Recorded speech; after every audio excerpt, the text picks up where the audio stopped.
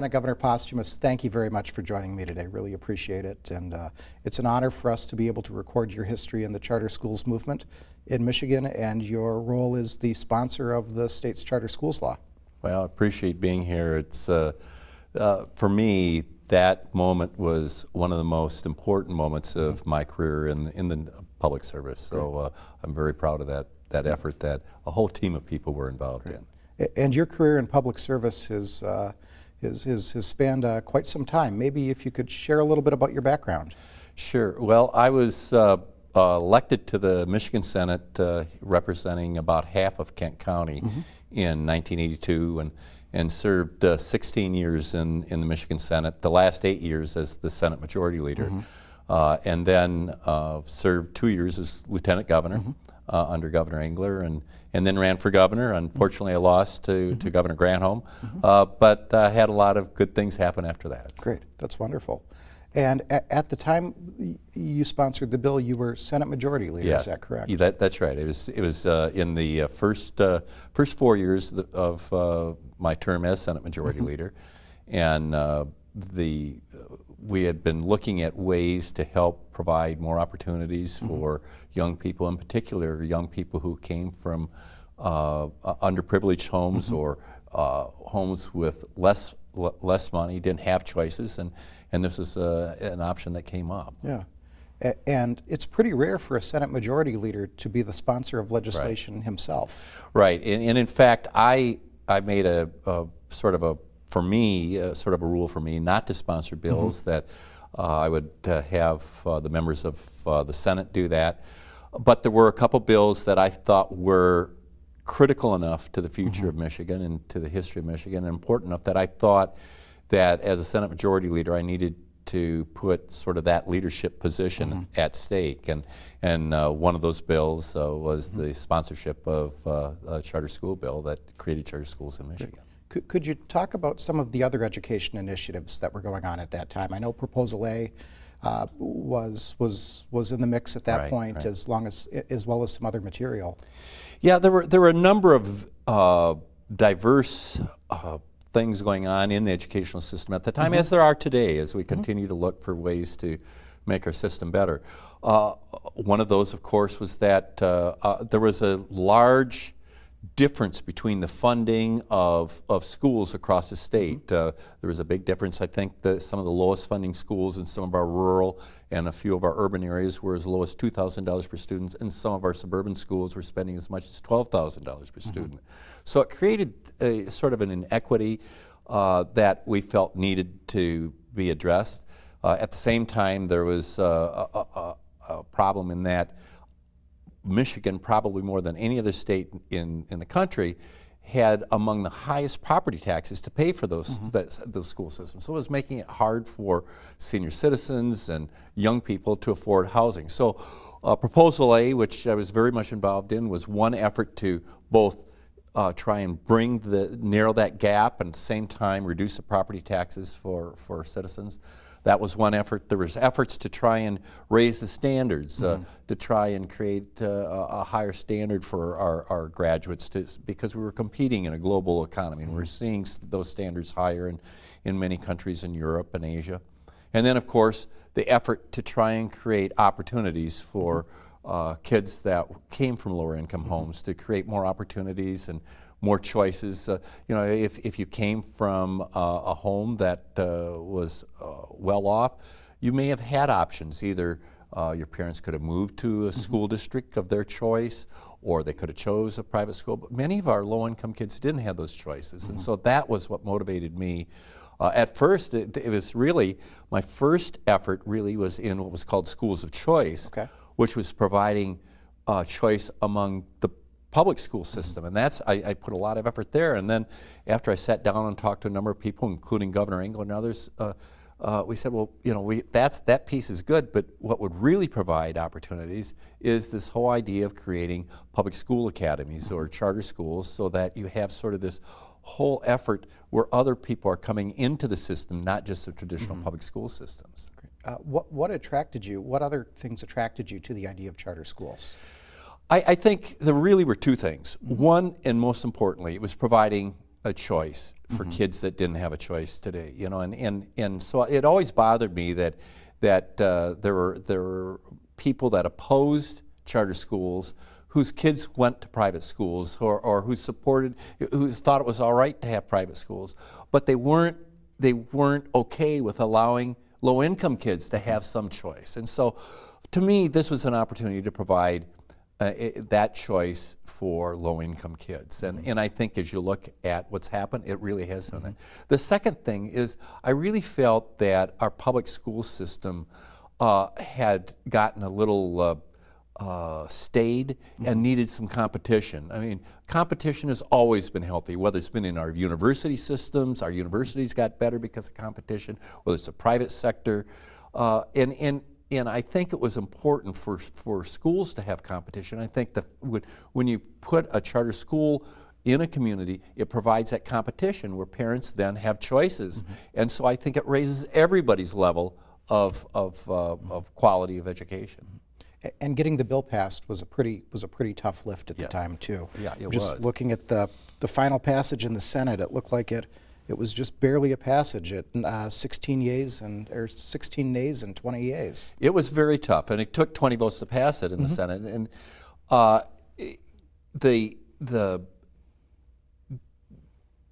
really what we had to do is spend a lot of time getting those last one or two votes.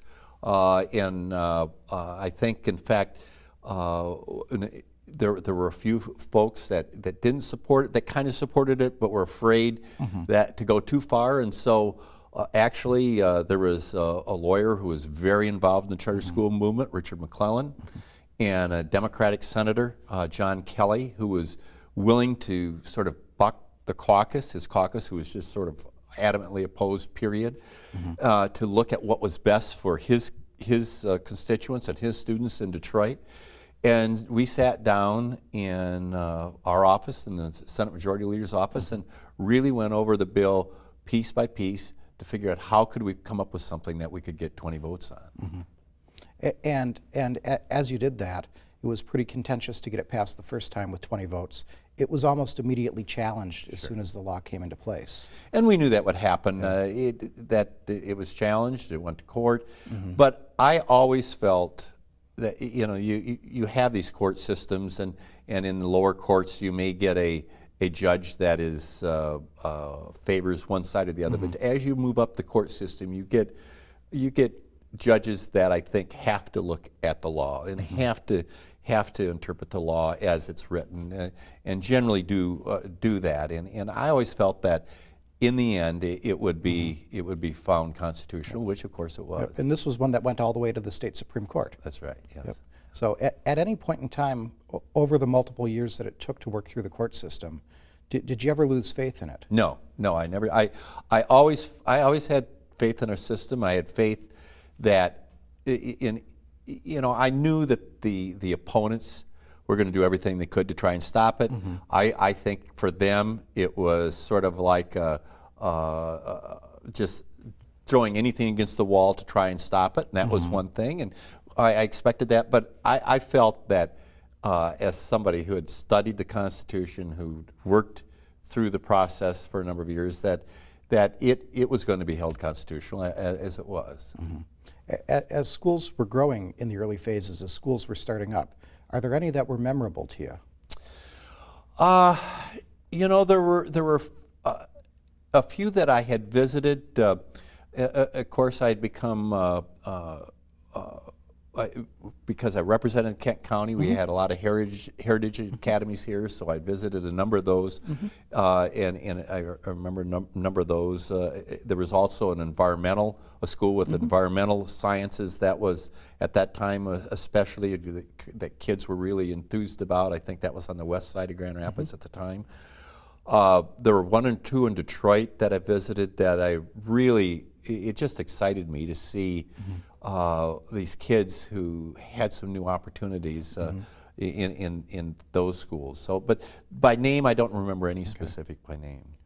Being 25 years out from the passage of the original law, we're now at about 300 schools in Michigan, educating about 150,000 students.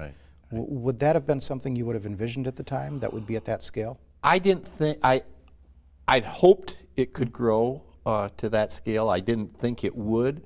As you recall, one of the things that we had to do in those early years in order to get it passed, as we sat in the Senate Majority Leader's office, we had to put a cap on the number of schools that were allowed. I think the cap at that time was only 20 or 30. I don't recall, as I said, it's 25 years ago. Sure. But it was fairly low.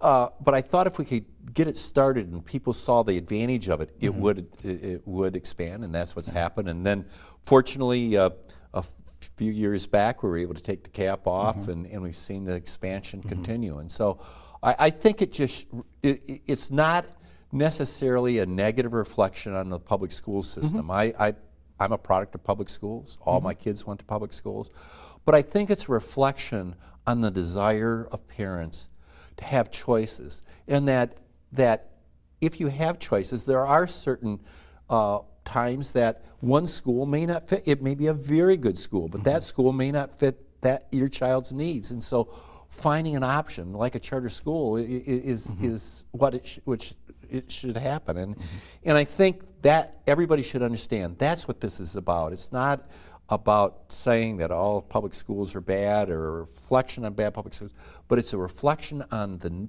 the importance of giving kids who have come from low-income homes a choice, and reflection on parents to give them options for their children when maybe a specific school doesn't fit that child's needs. And I've seen it by personal experience, to be honest with you. Sure. You had mentioned the charter cap, and over the history of the law, that's been a major contentious point in education policy. Maybe you could talk a little bit about how you've seen the policies play out around that. Well, again, at the time, 25 years ago, when we established charter schools, it was relatively new, and many people, especially opponents or people sort of on the fence, felt that it was too experimental, and they were afraid, they were concerned about opening up the floodgates of taxpayer dollars for something that they considered to be new and untried. And so that was sort of the concept that those who, many of us didn't want caps, but that was the concept that those that were kind of on the fence felt in order to support it that they needed. And so we placed those caps on. I think in the early stages, if I remember, we placed a cap on and then raised it so many a year, so you just didn't get this flood of schools in the beginning.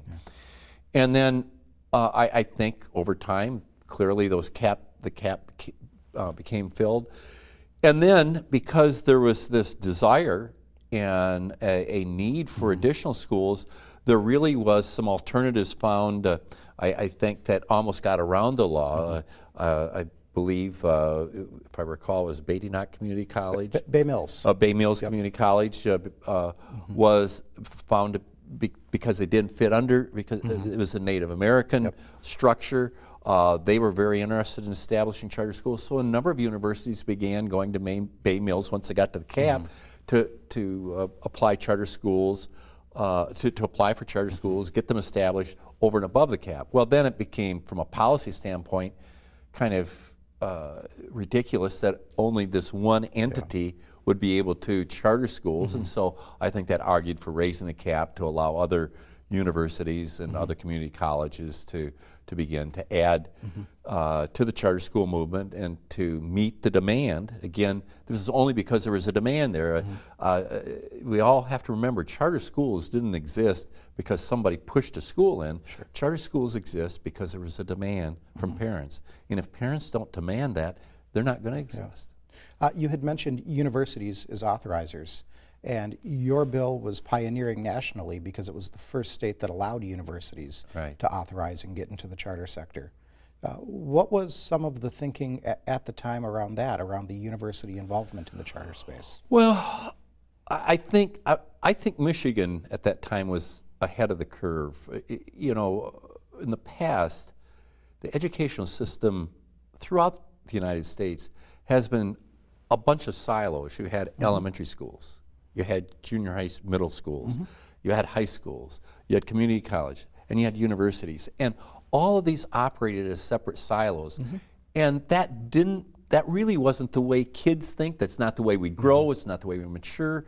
We needed to break down those silos to create a much more flatter approach, or a much more free-flowing approach to education of a child from the time they're born till really till they die. And I think what our view was here, universities were succeeding in educating kids, so why shouldn't we break down that barrier, that silo that existed between high schools and universities, and to begin to open that up? And I think it was a wise decision. We did it with the community colleges, and as you see today, those barriers are breaking down much more as now kids in high school are taking university classes, and I think they're going to become, and as we get into an age of online learning, those barriers are going to break down even more. So the idea was sort of the early concept of breaking that barrier down, and I think Michigan was far ahead of the curve on that. And has the speed at which those barriers have come down matched your expectations, or have there been surprises? They haven't matched my hope or my desire, or I think the desire or the need. They've probably matched my expectations, because unfortunately the educational system is a very, it's always called a liberal system. It's administratively, our educational system from beginning to end is a very conservative system. It changes very, very slow, and so it's been very difficult to break down those barriers. And part of that's because money, of course, flows to those entities that are educating kids, and so it became more difficult. If kids in high school, if they were 16 and began going to community college, I mean, there's a pile of kids today that are capable of going to community college at the age of 16 or 17. But the system is still, while it's changing, it really doesn't allow it, because the financial incentives aren't there. Because as those kids leave the high school loses funding. And so that's the whole funding system, I think, creates a problem in our educational system in the United States, and whether it's in Michigan or any place else. Sure. Going back to what you had said about change, about like having a catalyst for change, I know one of the original ideas behind charters was to be a catalyst for school districts to change and improve too. Right. Is that something you've seen over the last 25 years? Yeah, as I mentioned earlier, there was really, I guess there were three goals here. One was to provide choices for low-income kids. Two was to provide options for parents who felt their kids needed some other option, and a third was to help provide competition, to help raise the quality of education across the board.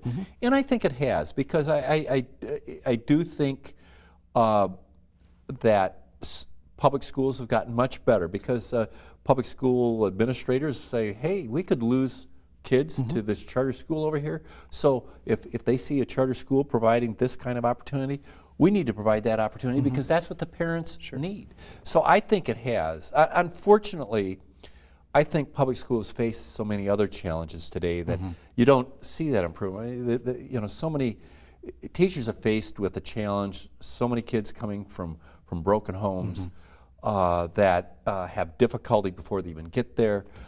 So to me, that challenge has become even greater for a traditional public school today, to figure out how can they deal with these other challenges that they're facing. Sure. So just reflecting back on the original law, as we were talking in the green room before the interview, you had mentioned that it was really a team of people that had helped you put this together and helped get this passed. Can you maybe share who some of those people were? Sure. I'll probably forget some of them. I mean, again, remember, this is 25 years ago. Absolutely, understood. Yeah. And I think in particular, leaders, Governor Engler, who took the lead at this at the time, he was willing to put his leadership on the line for something like this. Mark Murray, who was here in West Michigan, former president of Grand Valley, he was education leader for the governor.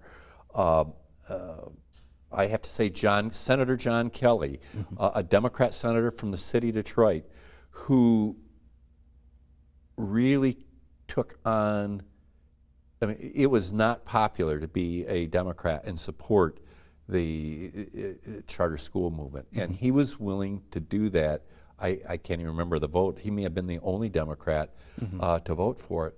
But he was willing to sit down and work on it to make it real, because he was thinking about he represented a interurban city, Detroit district, and he knew that charter schools would provide some options for those kids. So he would be another. Richard McClellan, an attorney from Lansing, was very involved in it at the time.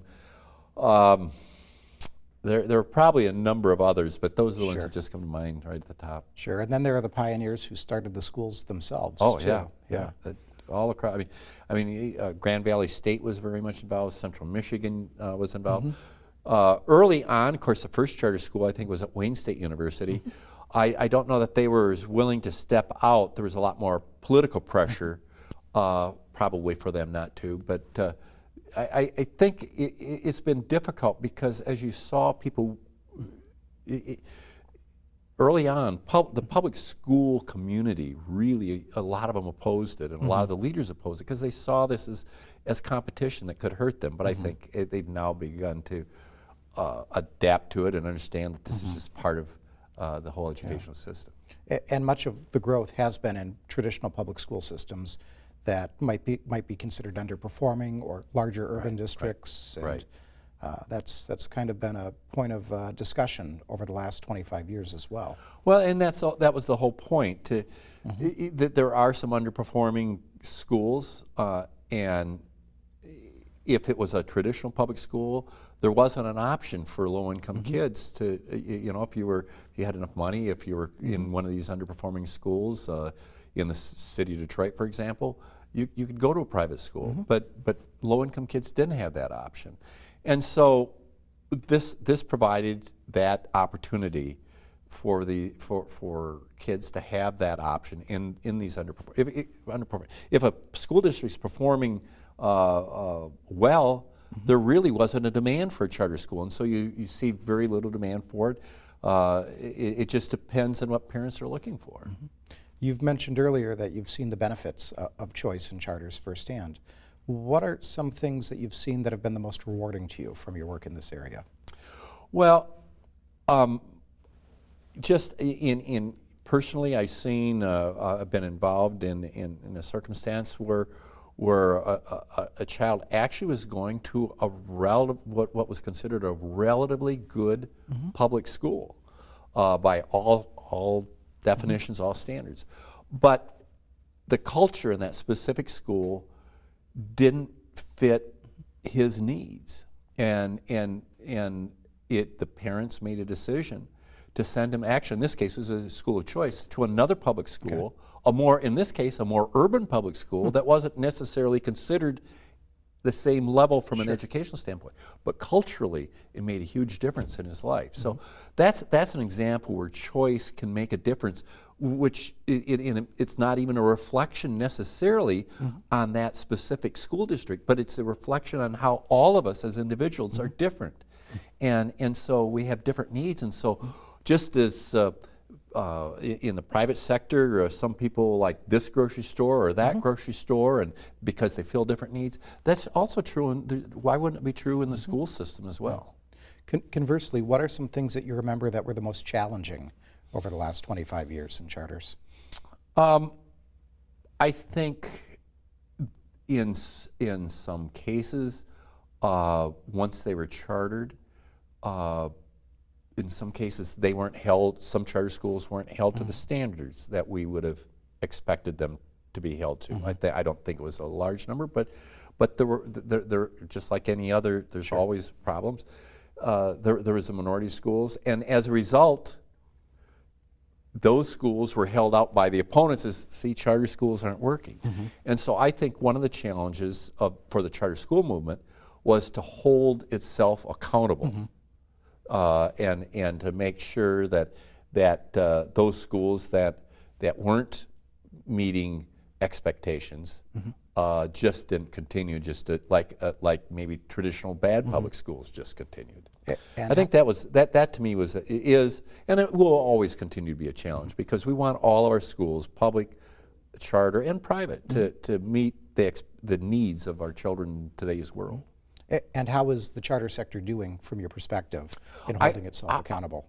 I think the very nature of charters is somewhat self-accountable, because if it doesn't produce, parents don't send their kids there, and they're going to close down. So that I think has helped make it somewhat accountable. But I also think that the system itself, the charter school movement leadership, has begun to hold itself more accountable. And I think that's been an important change that's taken place. With term limits, there's a whole new generation of education policy leaders in the legislature right now. If you were to give them advice based off of your 25 years experience in this space, what would that advice be? Man, that's a tough one, because the term limit issue is a broader issue than just charter schools. The challenge we have today with term limits, while it does create new blood and new ideas and excitement, it throws out historical knowledge of how things happened and why things happened. And it's not just, I mean, it's across the board. I was a supporter of term limits, and I still think reasonable term limits may be a good thing. But when you're only in the House of Representatives for 6 years, that really isn't enough time to understand anything. So I start out there, that this is a challenge for anything. I guess what I would recommend to legislators today, if they're really interested in the educational system, and before they become involved in it, is one, visit schools. I think they should learn firsthand what really is a charter school. What's it like? And because when you come in, I think a lot of people may come in with preconceived notions. They may have known people that were either strong pro-charter folks or maybe anti-charter, and so they may come in. So I think they should visit some public schools. They should visit some charter schools so they get an idea. I think they should talk to the leadership of both the public school and the traditional public school and the public school academy movement. And then, while we still have people like Mark Murray and John Engler and others, they ought to maybe talk to those folks of why did it end up like this? Because usually in the political world, things aren't always the way you want them. It takes a while to get there, because in order to, it's always about building a consensus. And so a consensus may not be the ideal on either side. Great. In looking forward, where do you see policies like charter schools going? Boy, I think charter schools are here to stay. I think they've proven themselves. I think depending on who's in power at the time, there'll be different. I mean, there's still political struggles within the whole school movement. Whenever you have X amount of dollars that go into public schools, there's going to be traditional public schools who are fighting for it. The public school academy, charter school movement is going to be fighting for it, even private schools. And so I think depending on who's in power, there'll be ups and downs. Very frankly, I don't think the challenge today in education is in charters versus public. The challenge today is really breaking down the walls of the educational system and preparing our kids for the jobs of tomorrow. It's a travesty today that we're sending kids off to the universities and they're ending up with, on average, $40,000 of debt. $40,000 of debt on average. And whether they get a job or not depends, in some cases, they need that university education. In some cases, they need to be looking at other alternatives, and we need to be encouraging that as parents. And so I think, I really don't think the challenges are going to be in charters versus public schools, but I do think the public schools or the community colleges or the charters that are out front in leading this next effort, however that might be, will be the ones that are going to succeed the most and will be doing the most for the kids of our country. So if you were back as Senate Majority Leader, what types of education policies would you pursue today? I would try and pursue ways to break down that barrier, in particular between high school and community college, and where dollars follow kids more so than they even do today. So that children, I think we need to be much more easily be able to have a child go to high school for a half a day, in maybe their sophomore year, the junior year, and in some training program.